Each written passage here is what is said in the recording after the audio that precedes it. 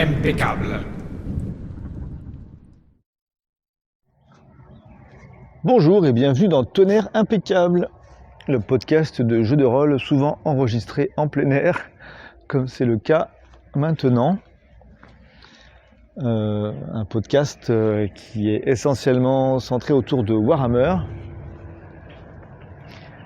et pour lequel je propose des pistes de création, que ce soit de personnages, lieux, etc., en partant vers des pistes toujours nouvelles, je ne sais pas, mais en tout cas plus ou moins improvisées. Je suis sous un pont. Je suis à côté d'un pont en tout cas. Un pont de métal qui me rappelle un jeu qui m'a fait grand plaisir dans mon adolescence, Railroad Tycoon, un de ces jeux de gestion de train. Voilà, qu'est-ce que j'ai pu passer. J'ai passé un été entier en fait sur le premier Railroad Tycoon. Et quelques années plus tard, j'ai joué au 2 qui était encore meilleur. Le 3 malheureusement a été plutôt décevant, mais les deux premiers c'était des merveilles. J'aime beaucoup ça. Et bien alors, est-ce que les ponts ou les trains peuvent m'inspirer quelque chose pour Warhammer ? Pour les trains, oh si, j'allais dire que ce serait compliqué, mais pas du tout en fait. Pas du tout parce que j'aime bien mélanger, je ne l'ai pas fait très souvent mais ça m'est arrivé, mélanger Warhammer Fantasy, Roleplay et Battle. J'avais écrit un scénar de convention jeu de rôle que j'avais fait jouer au festival Au-delà du Dragon à Montpellier il y a 2 ou 3 ans maintenant, dans lequel les PJ jouaient des goblinoïdes. Bon, c'était un scénar vraiment pour délirer, hein. Ça fonctionnait bien, j'avais joué 2 fois, ça avait bien marché les 2 fois, c'était rigolo.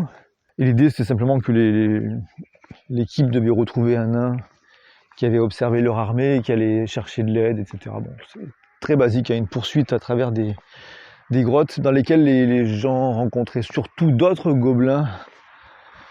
Et les 2 équipes ont globalement fait le choix de taper dans le tas pour avancer plus vite plutôt que de chercher à négocier. Bon, c'était rigolo. Mais surtout, voilà, j'en parle parce qu'à la fin, ça s'est passé dans une des 2 versions, enfin une des 2 parties et pas l'autre. L'équipe est arrivée un peu tard et les nains ont pu envoyer alors j'allais dire un ornithoptère, non c'est pas ça, ça c'est Dune. Comment on appelle ça ? Un gyrocoptère. Les nains ont envoyé un gyrocoptère de combat avec... Alors j'ai pas pris exactement les modèles de Warhammer Battle, enfin, j'ai repris l'idée, quoi, le côté un peu steampunk que je trouve sympa. Et du coup les joueurs se sont retrouvés pourchassés par... les personnages en tout cas se sont retrouvés pourchassés par un engin volant qui était habité par qui était manié par deux nains, simplement, 2 ou 3, qui lâchaient quelques bombes par-ci par-là, mais pas rien de bien méchant, mais qui surtout abritait un sniper en fait. Un nain armé d'une bonne arquebuse. Et alors, l'équipe de gobelins orques, c'était un joyeux mélange, hein, gobelins, morveux, snotling, disons. Gobelins, morveux, orques noirs, enfin, il y avait un peu de tout. Dont un orque chaman, alors je sais plus si c'est grâce au chaman, ou en tout cas ils ont réussi à faire tomber le gyrocoptère, et comme c'était une montagne, une longue descente qui revenait vers le champ de bataille dont ils étaient partis, ils ne pouvaient plus le refaire décoller, leur gyrocoptère, mais ils s'en sont servis de voiture, de caisse à savon, et c'est ça qui m'a fait, enfin c'est pour ça que je fais la liaison avec les trains dont je parlais pour le Railroad Tycoon.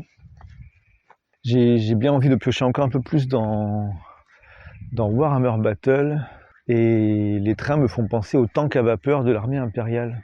Et alors si j'ai déjà bossé sur alors pareil, le côté Mad Max là, une double diligence qui était censée rappeler Mad Max 2 et puis Fury Road. Je l'ai fait jouer d'abord au festival Au-delà du Dragon l'année suivante. Et ensuite avec Romain alias Bellaran, on en a fait une version pour Cassius Belli dans le bâtisse et artifice du numéro 31 je crois. Ouais. Et ben de la même façon, pourquoi ne pas partir sur les plans, la description, les péripéties liées à un tank à vapeur. Moi ça me ferait bien triper ça en fait. J'ai rien contre les wargames, et quand on est dans une partie de JDR, je vais plutôt vers du jeu de rôle, hein, de la discussion, etc. Mais j'aime quand une équipe est partante pour ça, ça me déplaît pas de rajouter un aspect gestion, un petit peu de ludisme avec potentiellement des cartes de ressources à gérer. Ça plaît pas à tout le monde, c'est à discuter au cas par cas. Mais par exemple pour le Mad Max, c'est pas dans la version Cassius, mais dans la version que j'avais fait jouer à la convention. Les joueurs arrivaient, étaient dans une situation où il fallait retaper. Donc, je décris d'abord rapidement le véhicule.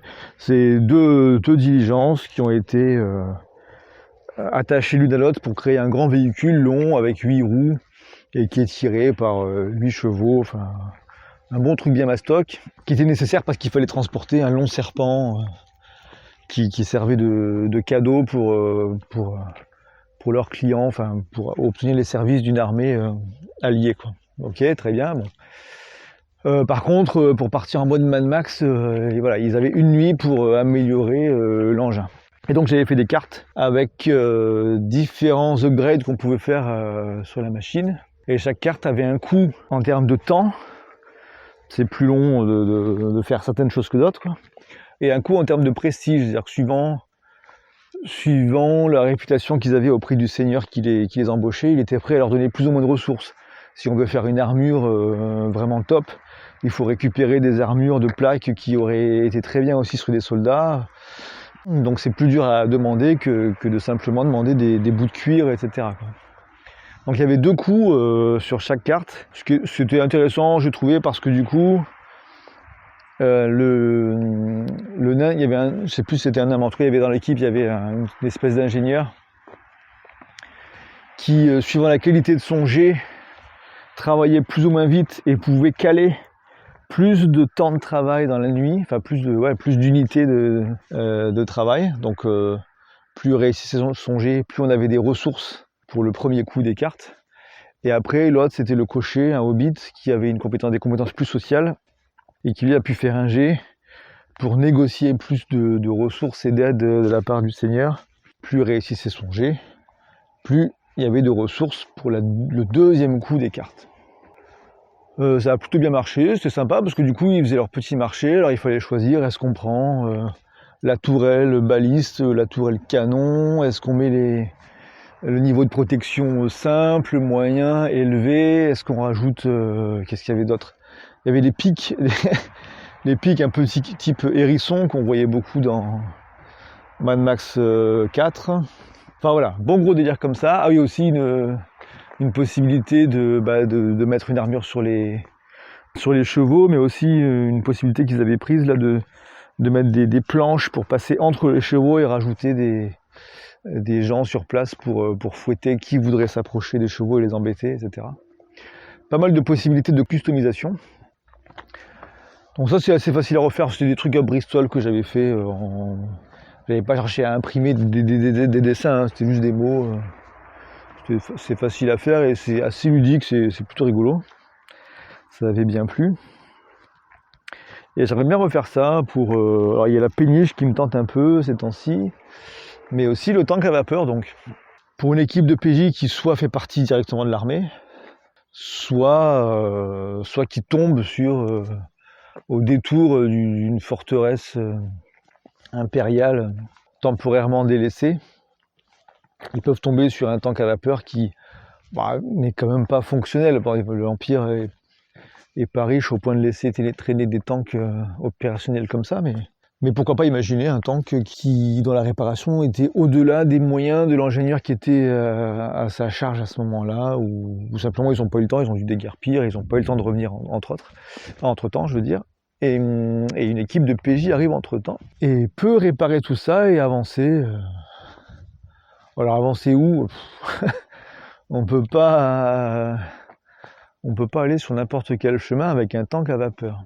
Dans quel cas ça pourrait servir? Eh bien peut-être juste le temps d'un scénario, d'un assaut contre une menace locale. Donc d'abord l'équipe a connaissance de cette menace, cherche des moyens pour s'en débarrasser. Bon, ils peuvent être payés par quelqu'un du coin qui leur donne cette mission, hein. Et c'est là que un premier choix pour la tablée peut être de voir quelles sont les possibilités de la région pour prendre d'assaut ce fort ou je ne sais quoi.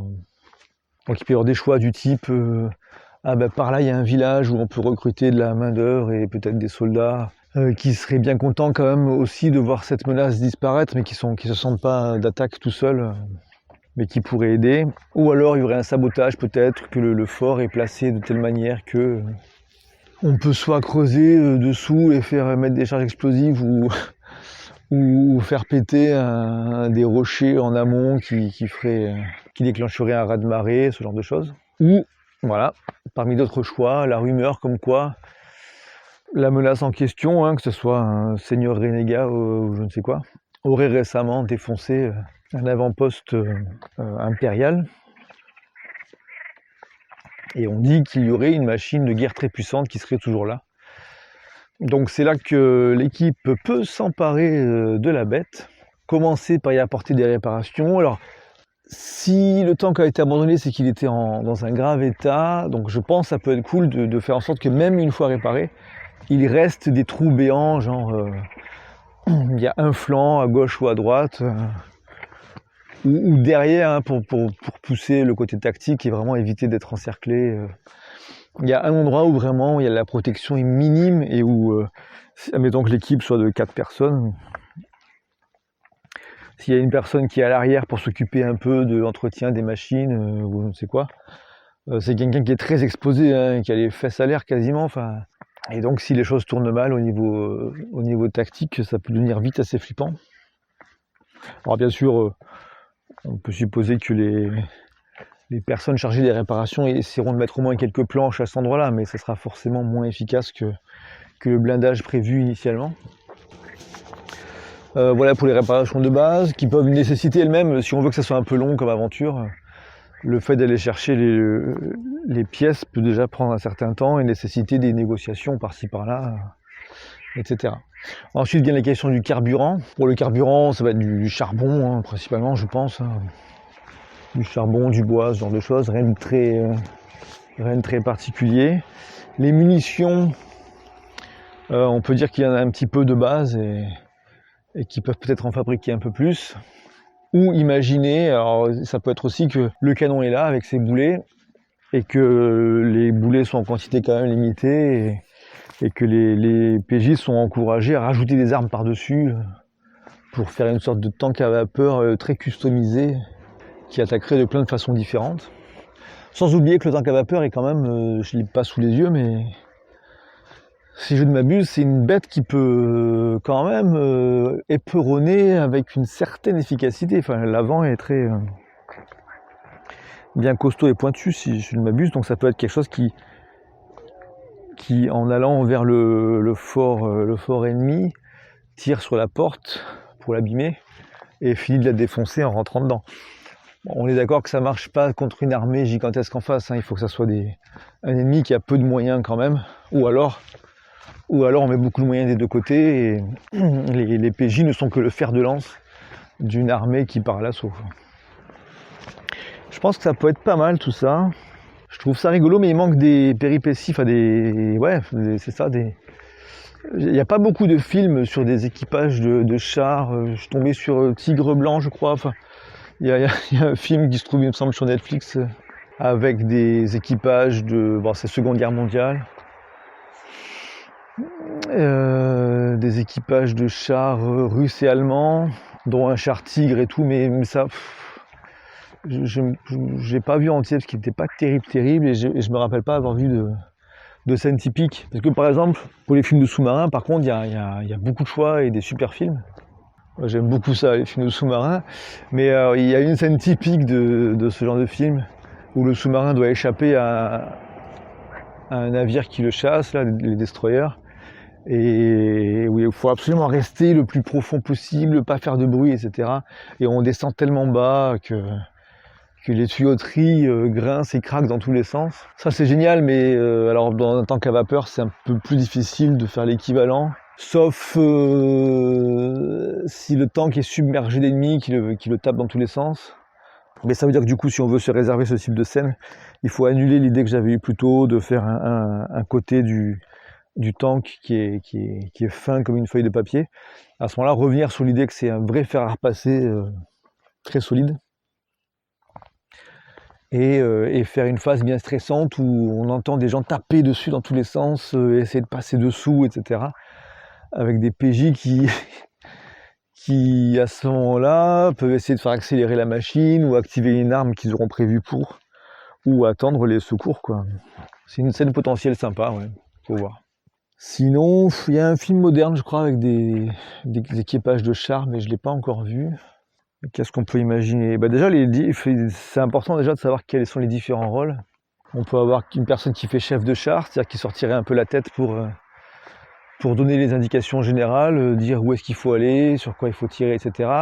Une personne qui va s'occuper de viser, une personne qui va s'occuper de charger les boulets dans le canon, une personne qui va s'occuper de veiller à l'alimentation en charbon, et alors soit il y a, bon après suivant le nombre de personnes, on peut donner plusieurs rôles à une seule personne, mais quelqu'un qui s'occupe de l'entretien des moteurs, enfin vérifier que tout fonctionne bien, regresser régulièrement, etc.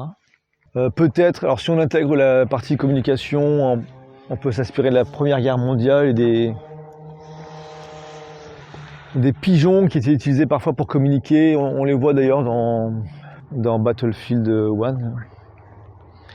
Donc il peut y avoir, si on a un seigneur allié à qui on vient en aide et pour qui on sert temporairement dans l'armée, il peut y avoir cet aspect, on a 2-3 pigeons, on peut envoyer des messages comme ça.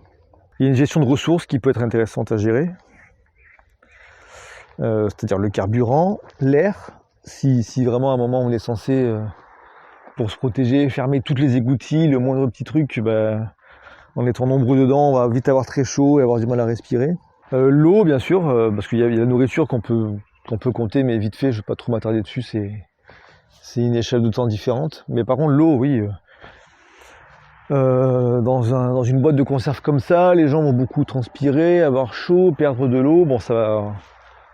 C'est sûr que ça pue et compagnie, mais en tout cas, on va vite avoir envie de boire, de pisser, et du coup, il faut rationner, récupérer parfois, faire des pauses de temps en temps pour sortir, changer l'air, récupérer de l'eau fraîche, etc. Tout dépend si le temps est utilisé juste pour une opération finale, le couronnement d'un scénario ou d'une campagne. Si le temps qui est utilisé pendant 1 heure, les problématiques sont pas les mêmes. Il peut y avoir quand même celle du carburant si on part du principe que c'est en quantité limitée et que de toute façon le tank à vapeur est fait pour une bataille et que suivant si on le fait accélérer tout le temps très très vite, il risque quand même de s'épuiser. D'une manière générale quand même, la gestion des ressources n'aura pas trop sa place dans une bataille unique, si ce n'est les gestions évidentes de munitions et de dégâts sur les parois. Petite aparté là-dessus, d'une manière générale pour les tanks, on a un gros blindage à l'avant, un blindage plus fin sur les côtés et un blindage très fin à l'arrière, puisqu'on est censé faire face à l'ennemi. Et on pourrait dire, mais alors pourquoi pas mettre du gros blindage partout? C'est que simplement, plus on met de blindage, plus l'appareil est lourd, donc plus il est lent, il consomme du carburant, etc. Donc ça vaut le coup de mettre moins de blindage là où c'est moins utile. Ça c'est une petite aparté. Donc du coup sur une bataille unique, on gère surtout le carburant, mais sans trop de complexité, mais surtout les munitions et les dégâts, avec potentiellement une table de localisation spécifique qui permettrait de gérer les dégâts sur des roues, sur le canon, enfin sur les différentes parties. Je parlais des différents rôles, j'ai parlé des rôles vraiment de base, principaux, mais il faut aussi voir que sur ce genre de tank, on va placer aussi des meurtrières qui permettront aux occupants de tirer sur les côtés à travers ces trous, etc., etc. Donc pourquoi pas aussi imaginer un soufflet lance-flamme ou ce genre de choses. Des écoutilles qu'on peut ouvrir et refermer rapidement pour envoyer des grenades, que ce soit des trucs incendiaires ou du fumigène. Fumigène, ça peut être pas mal. Et tout ça pour fermer la parenthèse du tank utilisé pour une bataille rapide. Mais si c'est un trajet plus long, si par exemple il faut réparer rapidement, enfin tout ce qu'on a évoqué tout à l'heure, il faut partir du fort en tout cas avec un tank fonctionnel très bien, mais qu'après on a juste une toute petite escorte pour traverser une région dans laquelle on pourrait rencontrer des ennemis parfois. Donc il y aurait des escarmouches, et je parle de petite escorte parce que un tank tout seul c'est bien gentil, mais des fantassins un peu malins peuvent quand même éviter rester dans les angles morts et arriver facilement à piéger l'équipage d'une manière ou d'une autre, à les surprendre en tout cas. Ça peut être ce qu'on veut, hein, ça peut être tout à fait l'occasion d'une péripétie où le chef de char et les gens qui sont meurtrières vont devoir être vigilants s'ils ne veulent pas se retrouver avec quelqu'un qui essaie d'ouvrir leur écoutille principale en haut pour balancer on ne sait quoi à l'intérieur, ou qui va chercher à créer un piège sur leur chemin et qui va casser des roues, ce genre de choses. Donc voilà, je reviens sur l'idée de l'escorte. Si leur allié, l'allié de l'équipe leur file un peu de troupaille, ça peut être des gens qui marchent autour du char, un peu en avant, un peu en arrière, un peu sur les côtés, pour s'assurer qu'il n'y ait pas de piège ennemi trop inégal, quoi. Et en fait, du coup, l'équipage du char aurait plutôt la charge de le mener à bon port en évitant de le mettre dans des ornières débiles, mais surtout, il aurait la charge de gérer les ennemis un peu de plus grande envergure, quoi. Alors, il n'y aura pas forcément le char en face. Il peut y avoir une bête, suivant quel type d'ennemis on affronte. Il peut y avoir des créatures imposantes, hein. Je ne vais pas souvent dans le fantastique de ce type-là, mais pourquoi pas, si on est dans un scénario un peu exceptionnel, on pourrait bien avoir notre tank affronter une vouivre, un jabberwock, je sais pas, enfin, je vous laisse fouiller, vous trouverez toujours. Ou alors simplement une petite troupe de chevaliers qui pourrait se voir un peu étonné de se prendre des boulets de canon d'une machine mobile comme ça. Voilà. Donc, et à ce moment-là, sur un chemin comme ça qui traverse une région avant d'arriver à une bataille, avec peut-être une petite bataille intermédiaire. Je parlais de petites escarmouches, il peut y avoir une première, donc des accrochages entre éclaireurs et tirailleurs, etc. À un moment donné, une bataille, encore une fois, c'est des chocs de régiments qui n'ont pas prévu forcément de rentrer en grande bataille rangée, mais qui, se retrouvant les uns en face des autres, échangent quand même des coups. Donc il peut y avoir le tank qui a déjà l'occasion de tirer vers des rangées de troupes et de décimer 4-5 personnes à chaque boulet de temps en temps. Ça peut être sympa et permettre à l'équipe de tester déjà le fonctionnement du char en situation de combat intensif. Et ensuite arriver à la bataille finale. Sur ces différentes étapes, la gestion des ressources reprend toute son importance. Donc la gestion de l'air, de l'eau, de la fatigue, plein de choses, quoi. Et là, ça peut être plutôt cool, je pense. Je pense que ça peut être sympa. Là encore, Battlefield 1, bon, qui n'est pas un jeu... Enfin bon, je ne veux pas m'attarder là-dessus, on s'en fout. C'est un jeu qui a des bons et des mauvais côtés, évidemment, mais la partie enfin, le premier scénar, j'ai pas fait tout le jeu du tout, mais j'ai fait le début où on accompagne un tank pendant un moment. Je me rappelle plus trop des péripéties qu'on rencontre, mais c'est peut-être une source d'inspiration possible, je sais plus. Je me rappelle plus ou moins de l'idée que, en tout cas, même si on est parfois dans la machine, il y a des moments où on doit s'arrêter pour débloquer un chemin à pied, quoi. Donc ça, oui, suivant Alors, si le tank est accompagné de tirailleurs, il n'y aura pas forcément besoin pour les PJ de s'en occuper, mais bon, il y a des variantes à imaginer.